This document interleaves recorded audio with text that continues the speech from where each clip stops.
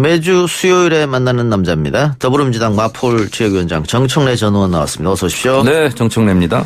크리스마스 그리고 신년 모두 또 수요일이어서 방송을 2주째 하지 못하고 3주째인데 오늘이 마지막 출연이라면서요? 네. 왜 그렇죠?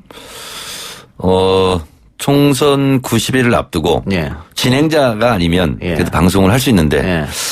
공정한 사회를 만들기 위해서 저만 출연하는 예. 그런 이익을 가감하게 접겠다. 예. 네. 근데 방송 패널을 지금 여러 군데 하고 계시잖아요. 모든 방송에 하차합니까? 모든 방송에서 하차합니다. 네. 그러면 이제 본격적 선거운동 준비를 하겠다 이 말씀 같은데 예비 후보 등록을 하셨어요? 네, 했습니다. 네. 어쨌든 꽤 오랜 기간 저희랑 함께 했는데 청취자분들이 좀 아쉬워하겠습니다. 네. I will be back. 예. 선거 끝나고 돌아오시기 바랍니다. 예. 현안 얘기부터 해보죠. 문재인 대통령이 어제 신년사 발표를 했습니다. 가장 많이 언급된 단어는 경제와 평화였고, 지금 현재 봤을 때는 경제도 그렇고 평화도 그렇고 쉬워 보이지 않는 상황입니다만, 보수 야당은 혹평한 것 같습니다. 저는 어제 문재인 대통령 신년사를 보면서 제가 주목했던 두 가지 부분을 제가 그대로 한번 읽어보도록 하겠습니다. 예. 지난해 신규 취업자가 28명 증가하여 역대 최고의 고용률을 기록했고 청년 고용률도 13년 만에 최고치를 기록했습니다. 상용직이 크게 증가하면서 고용보험 가입자 수가 50만 명 이상 늘고 대중소기업 간 임금 격차가 주는 등 고용의 질도 개선되었습니다. 예. 이게 이제 전체적인 국가적인 통계잖아요. 예. 근데 이제 이것은 평균 통계이고 그렇지만 또 안 좋아진 분들도 있지 않습니까? 예. 이제 그런 분들의 또 아우성이 사실은 더 크게 부각되는 거지만 전체적으로 국가적인 통계 차원에서는 고용의 질이 개선됐다. 예. 이런 부분에 제가 좀 와닿았고요. 그다음에 이제 남북 관계에 있어서는 요 대목이었습니다. 그러나 북미 대화의 교착 속에서 남북 관계의 후퇴까지 염려되는 지금 북미 대화의 성공을 위해 노력해 나가는 것과 함께 그다음이 중요하죠. 남북 협력을 더욱 증진시켜 나갈 현실적인 방안을 모색할 필요성이 더욱 절실해졌습니다. 예. 그러니까 이제 어떻게 보면 이게 이제 자주 외교라고 할까요? 미국만 쳐다보지 않고 우리가 능동적으로 행동해서 남북 관계 개선에 매진하겠다. 이제 이런 의지의 표현으로 저는 읽었고 예. 좋았습니다. 저는. 그런데 북한이 최근 들어서 또 다시 남한 당국자 그러면서 대통령을 비판하고 있단 말이죠. 그러니까 북한도 뭔가 좀 생각을 좀 바꿔야 될 것이 남쪽 문재인 대통령을 욕한다고 해서 본인에게 이득될 게 없잖아요. 예. 어찌됐든 문재인 대통령의 중재 역할로 본인들은 만족스럽지 않겠지만 두 번의 역사적인 북미 정상회담을 했지 않습니까? 예. 그런 면에서 본다면 북한도 좀 인내심을 가지고 우리과 북쪽이 함께 협력해서 어떻게 보면 북미 관계도 좀 더 진전시킬 수 있는 그런 방안을 같이 머리를 맞대고 네.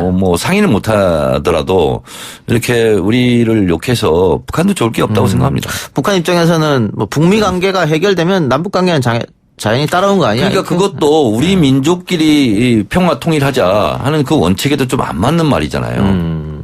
그래요. 알겠습니다. 예, 그러면서 부동산 투기와의 전쟁에서 결코 지지 않겠다. 전쟁이라는 단어, 결코라는 단어를 썼는데 김현미 장관이 유임된 것도 같은 연장선상이라고 보면 될까요? 그러니까 국토부 장관을 총선에 출마하고 싶었지 않았겠습니까? 예. 그런데 그걸 이제 주저앉히면서 부동산 정책만 확실하게 좀 잡아라 하는 이제 대통령의 의지의 표현이죠. 예. 그런 면에서 봤을 때 열린우리당 참여정부 시절에 어쨌든 종부세도 많이 부풀려진 게 또 있지만 어쨌든 예. 부동산 때문에 많이 정권이 어려웠다 예. 하는 그런 교훈이 있기 때문에 예. 어쨌든 이 부동산 시장만큼은 잡겠다 하는 강력한 의지의 표현이라고 볼 수 있겠죠. 이제 정 전 의원도 이번 총선에 나가시니까 부동산 문제가 해결이 안 되면은 민주당도 사실은 조금 어려워질 수도 있잖아요. 네, 그렇습니다. 좀 지켜보겠습니다. 문재인 대통령은 김정은 위원장이 답방, 여건이 갖춰지도록 남북이 함께 노력하길 바란다 이렇게 얘기를 했고 일본 언론에서 총선 전에 김정은 위원장이 서울에 올 수도 있다 또 이런 기사를 내보냈단 말이에요. 북한이 그렇게 우리 정부를 도와줄 마음이 있다면 지금까지 이렇게 애먹이긴 않았겠죠. 예. 그래서 총선을 앞두고 답방한다 이런 것은 상상 속에서는 가능할 수 있겠지만 실제로 이루어지기는 어렵다 이렇게 봅니다. 근데 총선 전에 답방한다고 해서 그게 여권에 꼭 유리할 거라고는 생각 안 되는데요. 과거 2000년 남북 정상회담 때 역풍 분 적도 있었죠. 그렇습니다. 모든 게 자연스럽고 순리적으로 움직여야지 뭘 인위적으로 뭐 국민의 민심을 좀 한번 만들어 보겠다, 이끌어 보겠다는 것은 전체주의 시대나 가능했던 거고 지금같이 민주화된 시대에는 불가능한 일이고 오히려 역풍이 불 수 있죠. 예. 자, 미국하고 이란 얘기도 해보죠. 오늘 보복 공격을 또 이란이 가했습니다. 그래서 미 이란 간 전면전 우려가 커져가는 그런 상황입니다. 우리한테 미치는 영향도 한두 가지가 아닌데 이거하고 북미 대화는 어떤 연관관계가 있을까? 저는 직접적인 관련이 없어도 어쨌든 연관성은 충분히 있다고 보고요. 어쨌든 정세가 좀 안 좋아진 것은 사실이고요. 그런데 이제 미국 그러면 무조건 미국이 선은 아니지 않습니까? 예. 이라크 전쟁 때도 대량 살상 무기가 있다. 그래서 그걸 제거하려고 들어간다. 그래서 전쟁을 치렀는데 결국은 지금까지 20년 지난 마당에 대량 살상 무기가 발견됐다는 건 없었죠. 예. 그러니까 지금도 사실은 이란의 최고 군 지도자를 제거했는데 그게 우리 미국인들을 좀 위협하려고 그랬다 하는 증거는 좀 내놓고 있지 않거든요. 예. 말만 하고 있죠. 그래서 사실은 외교는 합리와 순리 이런 게 없고 그냥 오로지 힘의 논리만 있는 거예요. 그런데 북한 입장에서도 저렇게 미국이 드론을 공격해서 이란의 혁명수비군 대장을 제거했다. 불안할 수도 있을 것 같아요. 자기들도. 그러니까 북한의 핵을 얘기할 때 리비아 모델 항상 얘기하지 않습니까? 그러니까 리비아 핵을 먼저 제거한 다음에 결국은 가다피를 뭐 암살했지 않습니까? 그러니까 협상 중에도 항상 그렇게 칼끝을 보이는 거죠. 김정은 위원장이 육성 신년사를 발표하지 않았는데 이건 따로 이유가 있다고 볼까요? 제가 봤을 때는 속도 조절 또는 표정 관리를 했다고 봅니다. 지금 신년사를 했을 경우는 미국에 대해서 강력한 규탄 메시지를 낼 수밖에 없는 상황인데 그렇게 되다 보면 되돌릴 수 없는 북미 관계가 될 것 같고 그것도 위험하다. 그렇게 봤을 때 톤다운 하는 차원에서 신년사를 하면 또 안 할 수는 없고 강경 메시지를. 그래서 그냥 전원회의로 대체하지 않았나. 대화 끈은 놓지 않겠다는 생각이 그렇습니다. 그러니까 90년도에도 당시 김일성 주석 때 신년사를 발표하지 않았답니다. 그때도 이제 동구 사회주의 국가가 몰락하고 북한도 상당히 체제 위협이 있었을 텐데 그때도 전원회의를 하고 신년사를 하지 않았다고 그래요. 그만큼 지금 2020년 상황이 30년 전 1990년 소련과 동구 사회주의권 몰락과도 같은 체제 위협을 많이 느낀다. 이렇게 볼 수가 있겠어요.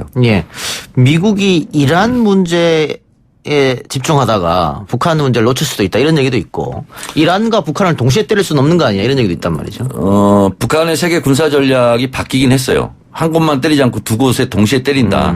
그랬을 때는 우방국에게 한 군데를 맡긴다. 이제 이런 게 있어요. 그래서 우리 전시작전권도 그래서 한국이 가져라. 이런 측면이 있기는 있어요. 그런데 제가 봤을 때 트럼프는 정치인 아닙니까? 또 대선을 코앞에 두고 있고 대선에 도움이 되는 일이라고 생각했기 때문에 아마 이란을 타격하지 않았을까 그런 생각이 들고 국민들에게 애국심, 애국주의 이런 것을 은근히 좀 강요해서 현직 대통령에 대한 비토 분위기 이것을 막아보려고 하는 그런 계산도 있었을 거다 생각합니다. 어쨌든 북한이 크리스마스 선물 얘기했다가 크리스마스 선물은 없었고요. 이렇게 되면은 올 봄쯤에 북미 대화가 다시 이루어질 것이다라는 이야기도 있던데. 저도 희망사항으로 작년 연말이 가기 전에 북미 대화가 있었으면 좋겠다고 여러 차례 피력을 했는데 그래서 예상을 하는 것이 그렇게 무슨 적절할까 이런 생각이 좀 들기는 해요. 근데 어쨌든 트럼프로서는 이란을 때리고 북한과는 또 대화를 하고 이렇게 되면 본인의 득표 전략에는 굉장히 도움이 될 것 같기는 합니다. 근데 북한이 응해줄 것 같지가 않아요. 좀 봐야죠. 그야 뭐. 자, 민주당 청년 영입 인사들 한국당보다 어쨌든 앞서 나갔다 이런 평가를 받았습니다. 한국당은 박찬주 이후로 영입 인사가 없었는데 오늘 한국당이 이제 발표를 했습니다. 탈북자 출신 인권운동가 지성호 씨 그리고 체육계 미투 1호죠. 전 테니스 선수 김은희 씨. 이 양당이 이렇게 적극적으로 영입 인사를 발표하고 하는 모양새는 어떻게 보세요? 저는 좀 고개를 갸우뚱했던 것이 이제 김은희 씨 경우에요. 이게 이제 기사 제목입니다. 제가 이제 이 작가 보라고 갖고 왔는데요. 기사 제목만 읽어보면 체육계 성폭력 방지법 한국당 반대로 무산되자 비판 여론 비등. 이런 거잖아요. 체육계 성폭력 방지법 한국당 반대로 법사위 상정 실패. 이게 나왔거든요. 근데 본인은 이제 미투 뭐 이러라는 거 아닙니까? 예. 그래서 어떤 댓글에 이런 게 있더라고요. 시진핑 밑에 들어가서 홍콩 민주화를 위해서 예. 싸우겠다는 거냐. 예. 좀 이해가 안 간다. 이렇게 댓글이 좀 있더군요. 앞으로 들어가서 바꾸겠다 할 수도 있잖아요. 글쎄요. 뭐 바꾸기 노력하기보다는 민주당이 차라리 들어오는 게 낫지 않았을까? 예. 본인의 어쨌든 정체성과 칼라로 봐서는 그런 생각이 좀 들어요. 예. 근데 어쨌든 자유한국당이 들어간 만큼 예. 가서 잘 해주시기 바랍니다. 아니, 제가 물었던 질문은 결국은 이게 영입 인사 이렇게 특히 청년들 위주로 하고 있는데 이게 보여주기 쇼로 흐를 수도 있단 말이죠. 그 점을 우려해서 한번 질문 드려봤습니다. 그러니까 저희는 이제 적절하게 지금 배분을 하고 있고요. 소병철 전 대구고검장 같은 경우는 어쨌든 검찰 내에서 신망받고 있는 인사고 예. 또 뭐 나이가 중요한 건 아니지만 어쨌든 60대고 그래서 저희는 골고루 지금 하고 있습니다. 민주당이 다음 주는 정책 공약 발표한다면서요? 네, 그런 예정입니다. 예. 뭐 어떤 것들이 있을까요? 제가 지금 미리 얘기하면 안 되죠. 김대기가 되잖아요. 좀 기다려 보시죠. 예. 보수 통합에 대한 이야기도 지금 많이 나오고 있는데 그 황교안 대표가 통출을 구성하겠다 이런 얘기 됐어요. 잘 될 거라고 보십니까? 잘 될 수 있는 길이 하나 있죠. 예. 황교안 대표가 나는 총선도 대선도 나가지 않겠다. 모든 기득권을 포기하겠다. 예. 그래서 나를 밟고 보수 재건, 보수 예. 통합에 이르렀으면 좋겠다. 예. 이렇게 선언하면 금방 될 것 같아요. 통합 비대위 구성 이런 말도 나오고 있더라고요. 네네. 근데 결국은 뭐 총선을 앞두고는 친박이냐 비박이냐 이것은 이제 사소한 싸움이 될 수밖에 없고 예. 결국은 자기 밥그릇 싸움이거든요. 그래서 유승민 의원 쪽도 유승민 의원 같은 경우도 나도 그럼 기득권을 포기하겠다. 이런 식으로 나오면 통합은 쉽게 되는 예. 거죠. 근데 자기 밥그릇을 못 버리는 거죠. 기득권을 버려야 통합이 될 것이다. 그렇습니다. 네. 근데 보수 정당에서 통출 만들고 통합 얘기하는 건 처음인 것 같은데 그 진보 정당에서는 굉장히 많이 했었지 않습니까? 많이 했습니다. 한 70년 역사 되는 것 같아요. 가장 유명한 통추가 뭐냐면 김원기 예. 고문, 노무현, 원혜영 이런 예. 분들 있잖아요. 그분들이 이제 통출을 했었죠. 예. 근데 그분들은 자기의 정치적 이득을 버리면서 피해를 보면서까지 그걸 감수하고 그럼에도 불구하고 한 거거든요. 네, 결국은 자기 기득권을 버리지 못하면 그렇습니다. 통합이 어려울 것이다. 네, 그렇습니다. 예.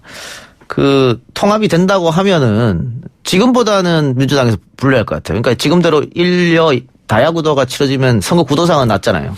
근데 이제 보수 대통합이 불가능한 것이 우리 공화당 같은 경우는 절대로 안 한다는 거 아닙니까 지금. 예. 그래서 어쨌든 보수 야권 쪽이 대통합이 되지 않으면 어쨌든 두 개, 세 개로 나누어져서 총선을 치를 가능성이 대단히 높다 이렇게 봅니다. 예. 황교안 대표 수도권 험지 출마를 이야기했고 뭐 종로 빅매치 이야기도 나옵니다. 이낙연.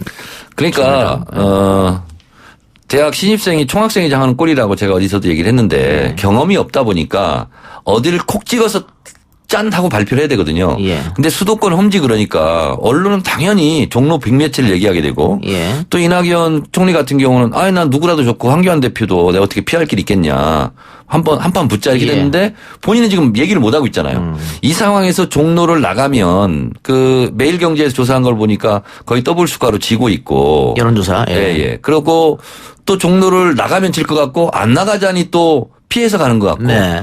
그래서 지금 진퇴양난이 고민이 돼버렸어요. 있다? 네. 예. 그랬을 때는 말을 안 하고 있는 거예요. 정하지 않았으면. 예. 국무총리 인사청문회 어제 오늘 진행 중인데 결정적 한방이 없다는 얘기도 있고 계속해서 상권 분립 얘기는 나오고 있습니다. 그래도 자유한국당에서는 인준해주진 않을 것 같은데. 가장 저는 좀 웃겼던 것이 뭐냐면 의전서열 얘기하면서 의전서열 2위가 5위로 간다. 그랬더니 민주당 어떤 의원이 황교안 대표는 의전서열 2위에서 7위로 갔다. 예. 이런 얘기를 하더군요. 그래서 의전서열은 중요하지 않고 그 대통령이 대법원장도 임명하고 있는 예. 대통령 중심국가잖아요. 예. 예. 그래서 결국은 국무총리로서 제격이냐 자질이 있냐 잘할 사람이냐 이걸 놓고 이제 검증을 해야 되는데 그 사실은 지역적이다? 의전서열 이렇게 얘기하는 것 자체가 예. 좀 저는 코미디라고 생각합니다. 그래 어쨌든 자유한국당이 원하든 원치 않든 그렇게 되면 본회의 표결인데 표결하면 통과될 것 같습니까? 자유한국당 쪽만 반대할 것 같은데요. 4+1 또 가동되면 그렇습니다. 충분히 그리고 이제 가능하다. 예를 들면 대한신당이나 민주평화당은 호남 베이스 아닙니까? 예. 그렇게 봤을 때 정세균 국무총리가 호남 베이스인데 예. 그걸 반대해놓고 총선을 치를 수가 없잖아요. 예. 그래서 제가 봤을 때는 표결은 무난히 넉넉하게 될 것 같아요. 예, 알겠습니다. 3442님. 정청래 의원님, 저는 정치는 잘 모르지만 지난해 의원님의 명쾌한 평론을 여기저기서 참 많이 즐겨 듣고 또 제 수준에서는 많이 배웠습니다. 감사합니다. 올 한 해도 건강하시고 복 많이 받으시고 총선에서 좋은 결과 있기를 기원합니다. 파이팅 해주셨는데 마지막 방송이니까 네. 1년 넘게 함께해온 우리 청취자분들에게 한마디 해주시고 떠나시기 바랍니다.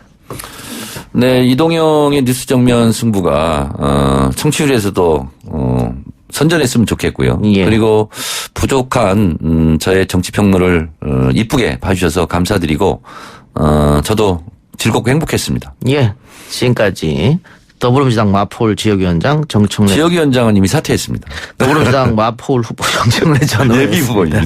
예비 후보 수고하셨습니다. 네, 고맙습니다.